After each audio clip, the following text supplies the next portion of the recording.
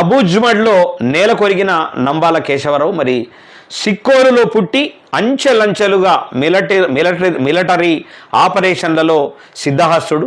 అలిపిరి సహా 27 దాడుల్లో పాత్ర నంబాల ప్రస్థానం. తర్వాత వెన్ను విరిగినట్టే మరి దళపతిని కోల్పోయిన మావోయిస్టులు ఒక్క ఏడాదిలోనే 540 మంది ఎన్కౌంటర్. ఖాళీ అయిన దండకారణ్య స్పెషల్ జోన్, ఉనికిని కోల్పోయిన ఏఓబి కమిటీ. ఈ మారణ హోమాన్ని ఆపాలి జస్టిస్ చంద్రకుమార్. చర్చలతో సమస్యకు పరిష్కారం డి రాజా కూనంనేని.